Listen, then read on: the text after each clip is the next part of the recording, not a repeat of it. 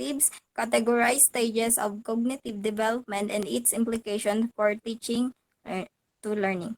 Define what is cognitive development. And last, students will be able to define cognitive structures and identify and describe the mechanisms responsible for the development of our cognitive structures according to Piaget. Next slide, please. So, Excuse me, can you go back to the first first slide? The very first slide. Okay, so it's Piaget cognitive learning theory. So I thought it's kasama to sa psychological basis.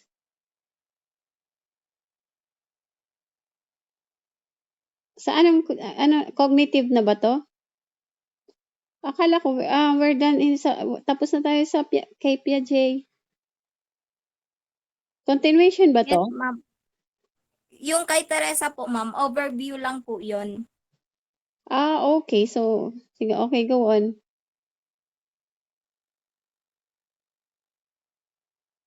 So, who is Jean Piaget? Na-overview na po yun ni Teresa. For the next slide, It's please. Piaget, not Piaget. Piaget. Okay, Piaget. Sorry. So, his full name is Jean William Fritz Piaget. He was a Swiss psychologist. He is most famously known for his theory of cognitive development that look at how children develop intellectually throughout the course of childhood. Born on August 9, 1896, died on September 16, 1980. Next slide, please.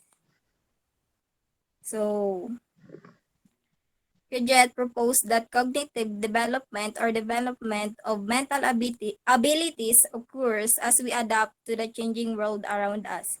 Piaget's theory argues that we have to conquer 4 stages of cognitive development. Piaget stressed that children actively construct their worlds through 2 processes. Mamaya, itatakal po natin yan. Next slide po. So first, let's define what is cognitive development. So, anybody wants to read? Charmaine.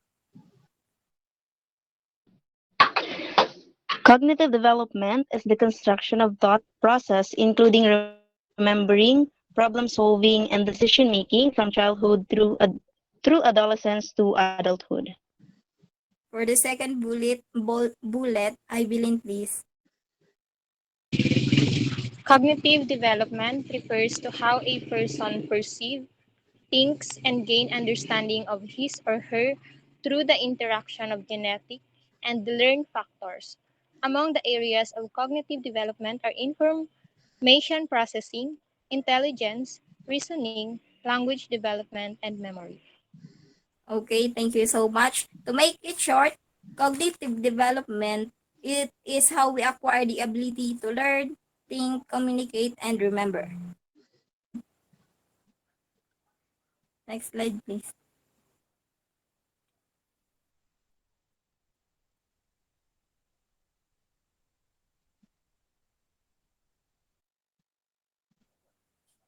So, Piaget argues that we have to conquer 4 stages of cognitive development. Only once we have gone through all these stages, at what age can vary, we are able to reach full human intelligence. So, let me introduce to you the 4 stages of cognitive development. First, we have the sensory motor stage. Second, the pre-operational stage. For the third one, concrete operational stage. And for the last one, form operational stage. Next slide po. Okay, yan po yan. Next pa po. So, first, we have the sensory motor stage. Anybody wants to read?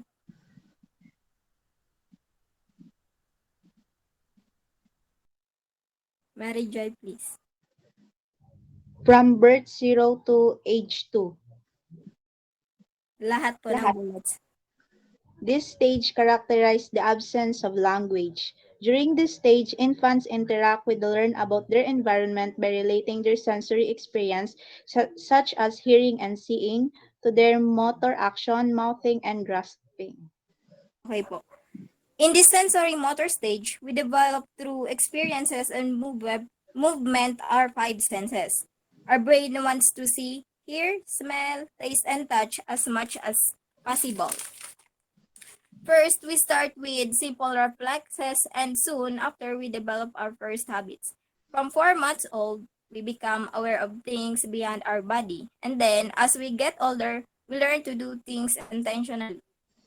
A key milestone is the development of working memory, or in Piaget terms, our realization of objects' performance.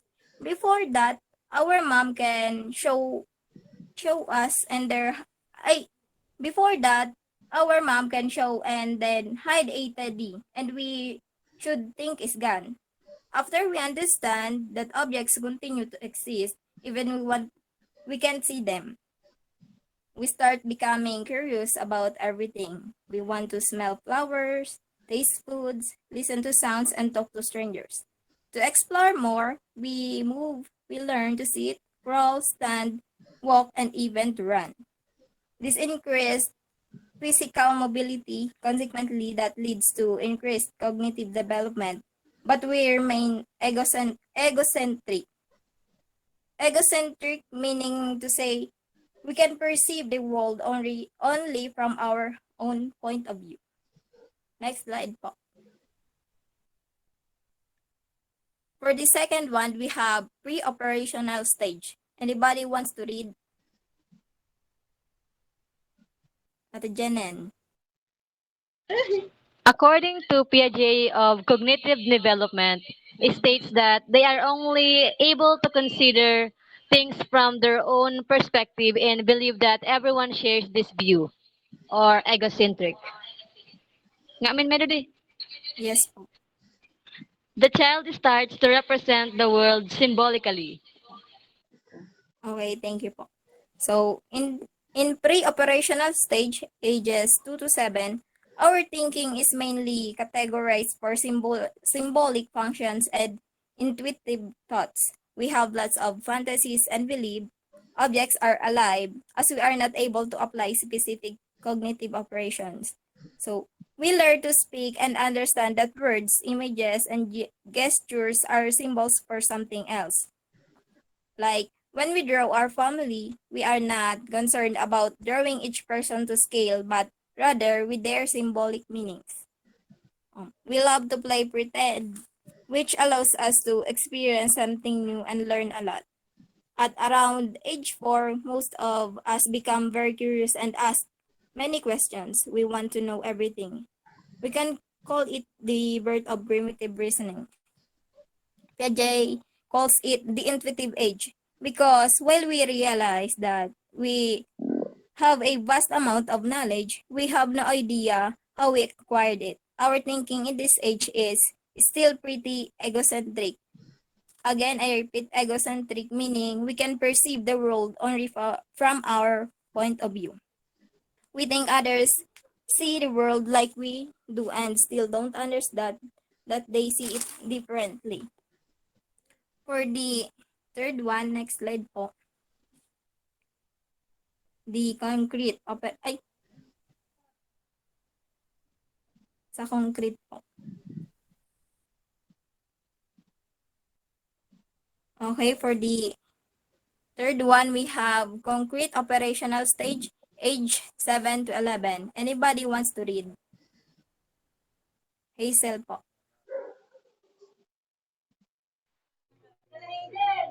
We finally discover logic and we develop concrete cognitive operations such as sorting objects in a certain order.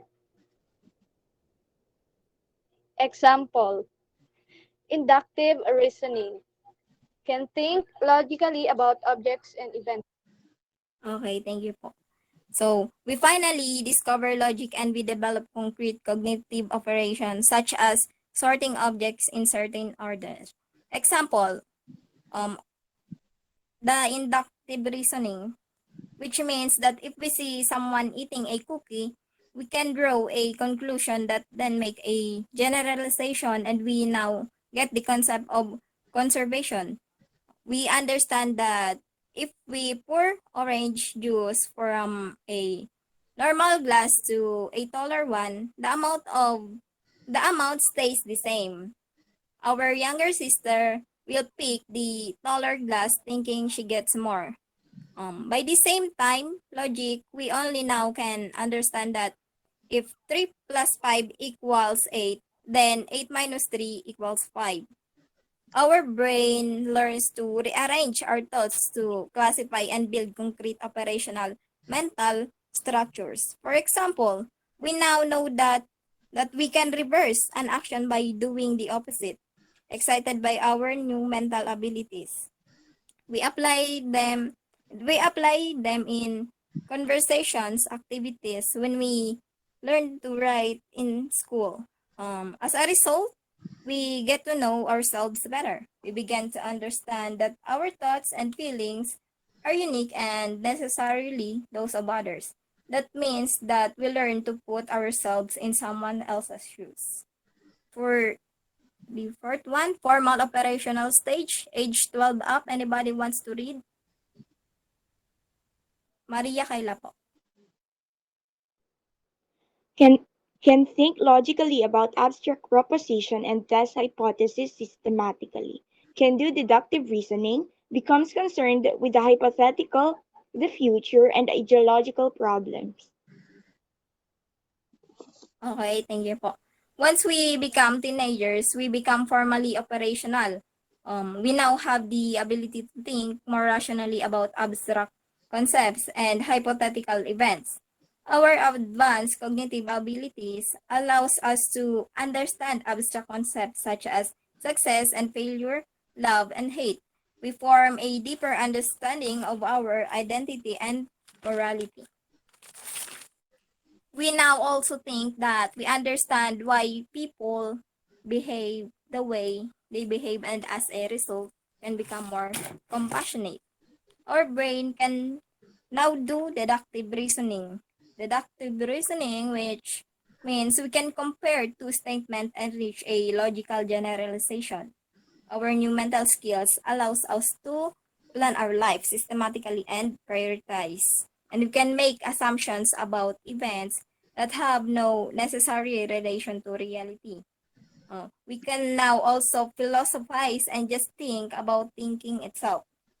Our new sense for our identity now also creates egocentric thoughts, and some start to see an imaginary audience watching them all time. So Piaget believed in lifelong learning but insisted that formal operational stage is the finest stage of our cognitive development. That's all. For the next slide, please.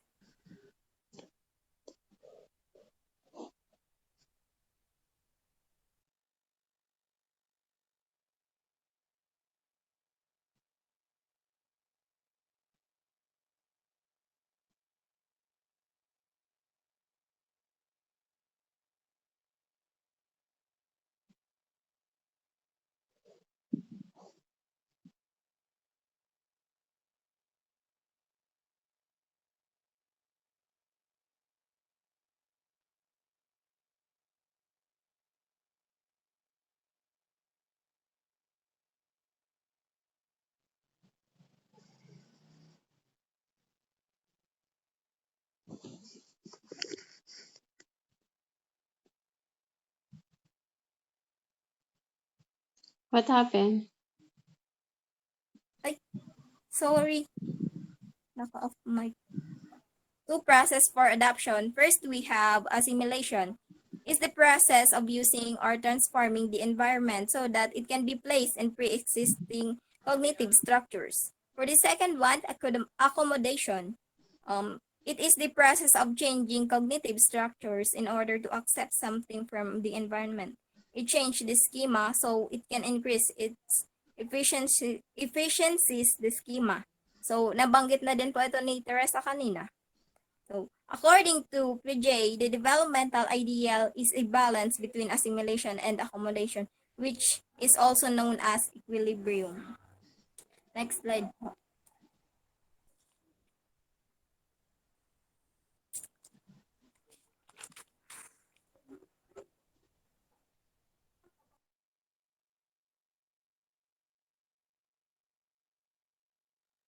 Next slide po.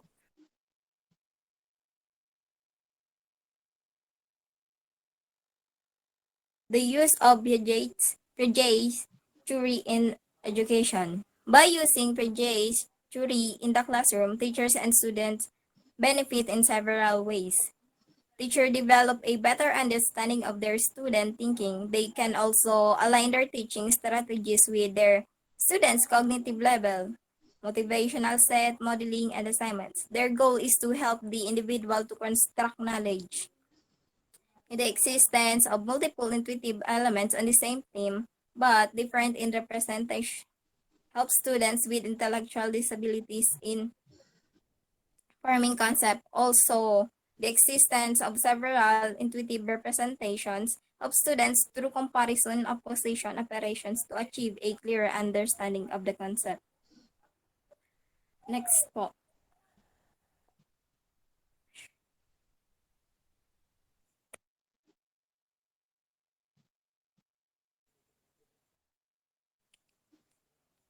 Anybody wants to read the first bullet? Teresa po.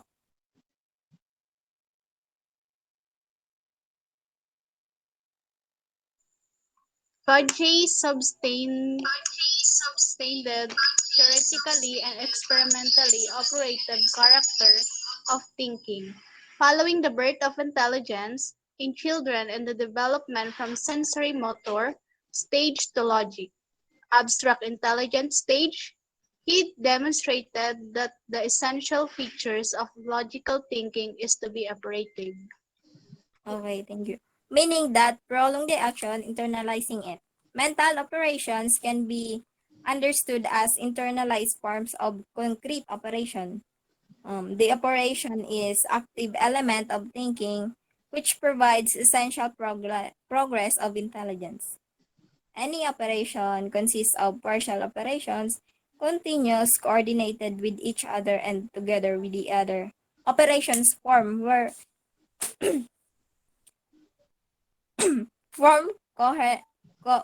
coherent and said systems. Logical operators is functional model or scheme with performs a specific operations. Excuse me. And refers to similarities, simple sorting, sorting groupings, association, classification, and pre-classifications, series ordering, compare, and global assessment, corresponding, and etc. For the next bullet, anybody wants to read pa? Via. According to Piaget's theory, intellectual disability can be defined by unfinished operative building. During ontogenesis, the child with intellectual disability is only capable to execute concrete operations, as opposed to normal one, which at the age of 14 to 15 years old already has a formal operative structure. Okay, thanks. The development of the person with profound mental disability does not exceed the maximum sensor motor intelligence. In other words, that level at which child is normally developed during the first 2 or 3 years of life shows one of the most common manifestation of abstraction and generalization difficulties, which consist in exercise concrete in thinking in pronounced inability of the intellectually disabled student to emerge directly from the concrete, from the situation experience in the moment, and inability to make generalizations and to verbalize or acknowledge their own experience. For the third bullet, Ana Marie po.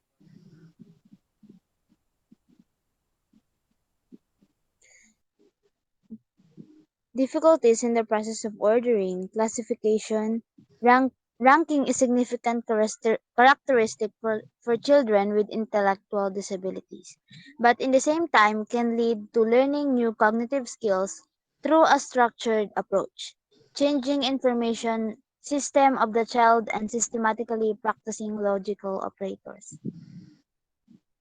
Okay, thank you po. It is generally accepted that depending on the form and the level of intellectual disability, children with intellectual disabilities go through the same sequence of stages of development as a regular children, from sensory motor to concrete operation stage, but the time necessary for this evolution is no longer than in regular children. Next slide po.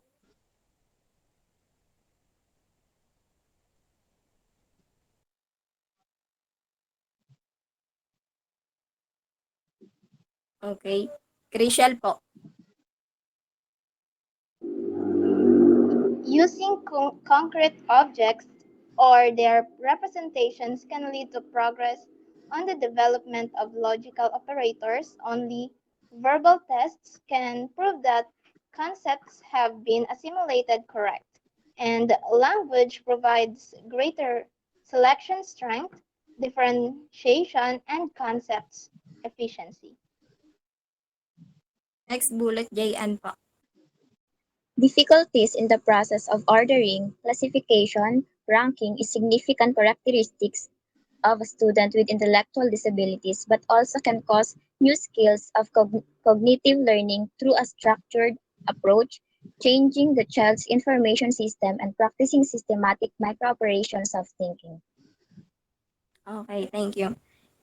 In children with intellectual disabilities, knowledge has fragile and fragmentary character, especially when they involve a process of generalization and systematization of thinking. Students with intellectual disabilities tended to form large group of objects using unusual classification criteria, which became important for them. Attention, some seemingly insignificant details, and the use of accidental or arbitrary selection makes the time to required to find the classification principles to be longer, and they have more difficulty when should switch from one classification criterion to another.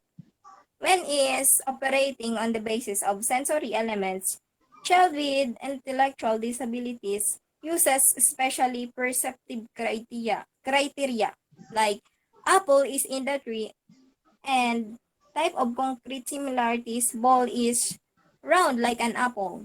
In most cases, the way how children with intellectual disabilities determine the similarity between things in their environment when can be said about things that are similar is object of subjective and arbitrary rules. For example, apple, milk, bread are similar because they ate the lunch break. Apple and bread are similar because it seems that they both have the same color or they have cover, etc. These rules used by children with intellectual disabilities are difficult to anticipate but all operate based on peripheral similarities with appearance. For the next slide po.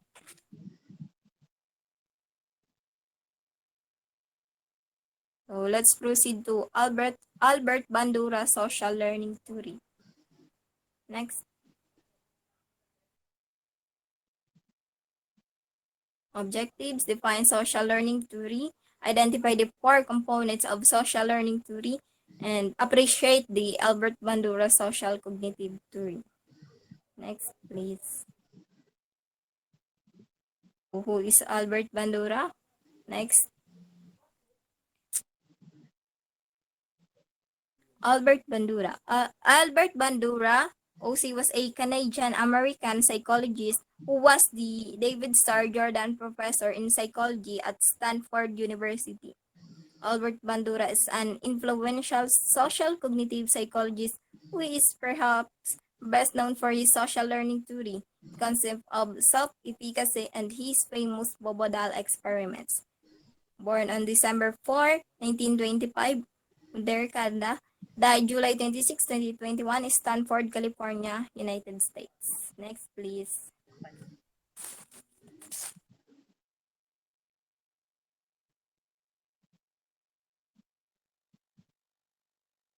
Okay, Albert Bandura, Social Learning Theory. He believes that people learn behaviors through the observation of others, then personate what they have observed. Example, Bobodal experiment. Also, there are 4 cognitive and behavioral process. Mediating processes occur between stimuli and responses. Behaviors learned from the environment through the process of observational learning. Next, please.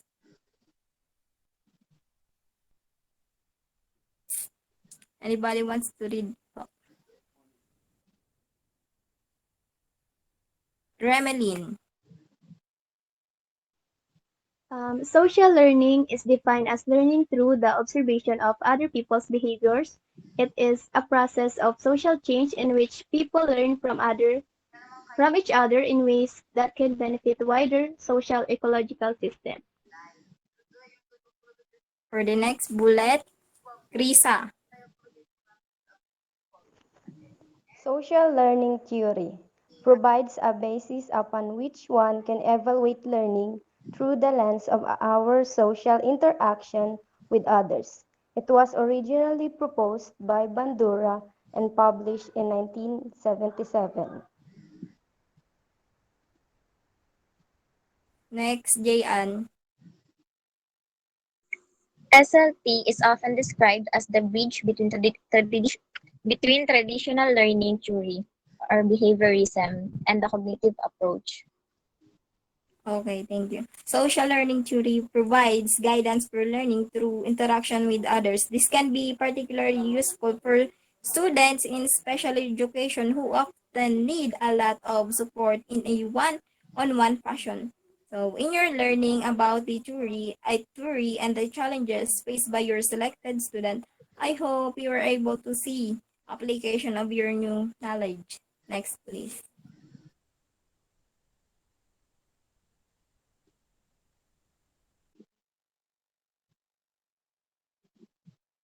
Next, please.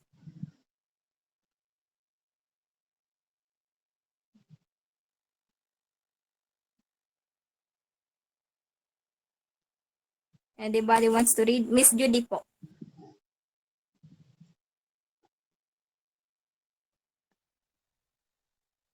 The SLT suggests that we learn from one another throughout our lives via the following processes. Observation. We observe other people's behavior. Imitation. Following observation, we assimilate and imitate the observed behavior. Modeling.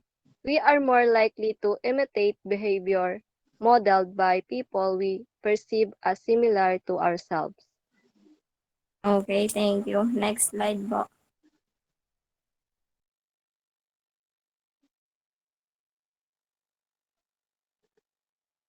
Let's now proceed to the 4 key components of social learning theory.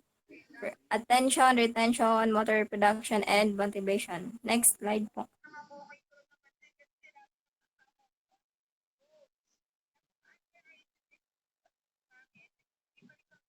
Next. Any volunteers?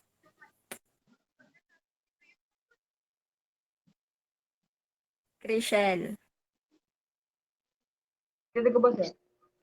Attention. Various factors increase or decrease the amount of attention paid. Includes distinctiveness, affective valence, prevalence, complexity, functional value. One's characteristics affect attention.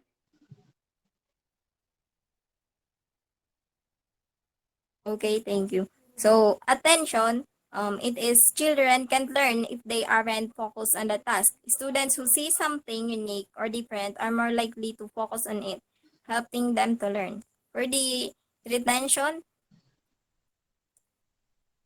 Sarah Lynn. Retention. Remembering what you paid attention to includes symbolic coding, mental images, cognitive organization, symbolic rehearsal, and motor rehearsal.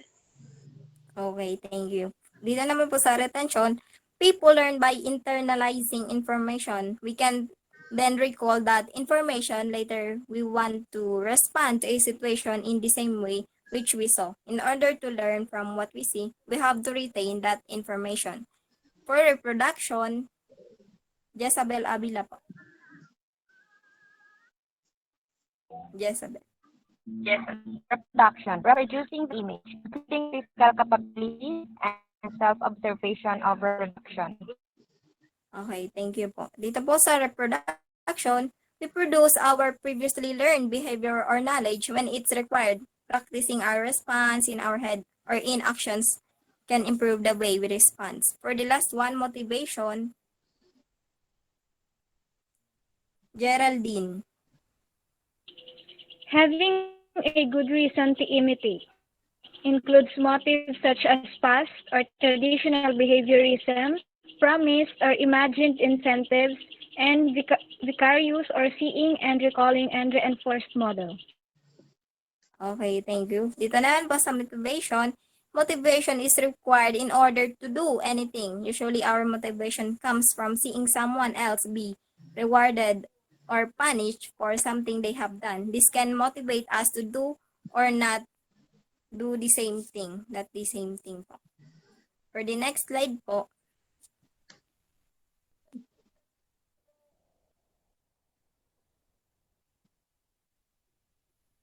okay, few ways in which we can utilize Bandura social learning theory in our classroom. For the behavior, social learning theory can be used to encourage and teach desirable behaviors in the classroom through the use of positive reinforcement. For teaching, the prerequisites for observational learning to be successful is that observers' attention is focused on the behavior. Motivating students, as Bandura identified, in order for observational learning to be successful, the observer must be motivated to reproduce the behavior.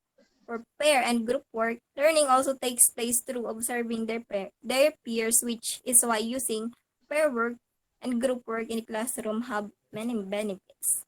For the next slide po.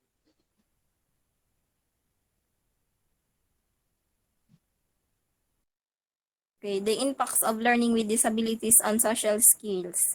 Here are the 5 common social challenges faced by children with attention deficit hyperactivity disorder or ADHD and dyslexia. First, we have the unable to understand jokes. So, unable to understand jokes. A child who is a struggling reader may not read as frequently as other children. As a result, he might not be exposed to different words and how they're used. This makes understanding puns and idioms very difficult for a child. For the next one, difficulty finding suitable words. A child with dyslexia is unable to find the right words about topics they feel strongly. Response is required. For the third one, miss out on social cues. Dyslexic children have a hard decoding body language, social cues, and facial expression. Fourth, we have difficulty messaging friends or peers. A dyslexic child must shy away from sending text messages because they're unable to spell or understand abbreviations. For the last one, remembering things incorrectly. The child is unable to recall specific details or words. It can lead to confusion about someone said. For the next slide.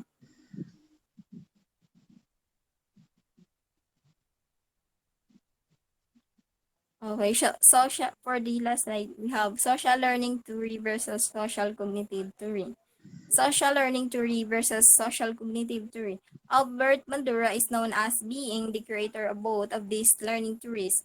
Social cognitive theory is a more specific and detailed element of the social learning theory and is connected to is connected to the cognitive theory of learning. It takes the idea that people learn from other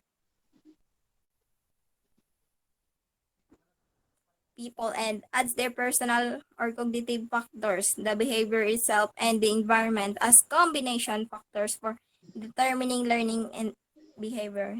In social cognitive theory, Bandura broadens the theory by saying that humans aren't just shaped by their environment and their inner forces, but they also shape their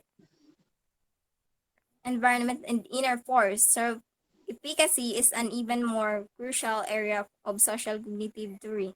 Social learning theory is the more broad approach to the idea that humans and children learn from observing others. Thank you. Next, please.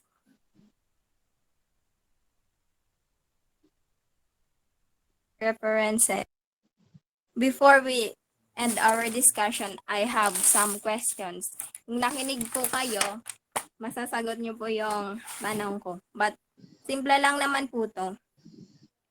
Okay, for the first one, about po doon sa kay Albert, ay kay Jean, the J, give me the first stage, is 4 stages of cognitive development. Chriselle po. So, Piaget proposed 4 stages of cognitive development. The first one is the sensory motor stage. It started from birth up to age 2. It is, in this stage, there is an absence of language wherein the baby will learn through their sensory experiences. Next is the pre-operational stage. It started in age 2 up to 7. It is a stage wherein an individual can consider things in their own perspectives. Next is the concrete operational stage. In this stage, from 7 to 12, they can now discover or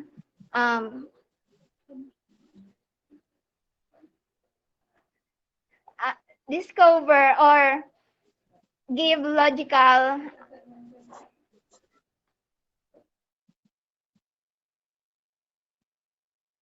and the last is the formal operational stage. The individual can now give their deductive reasoning or their own conclusion about something. Okay, thank you po. Tama. For the next one, give me the 2 process of adaptation. Via. Assimilation and accommodation. Okay, thank you po. Let's go now to Albert Bandura naman po. Give me the 4 key component of social learning theory. Ate Janen. Attention, retention, reproduction, and motivation. Okay, thank you po. Tama. That's all lang po. Thank you.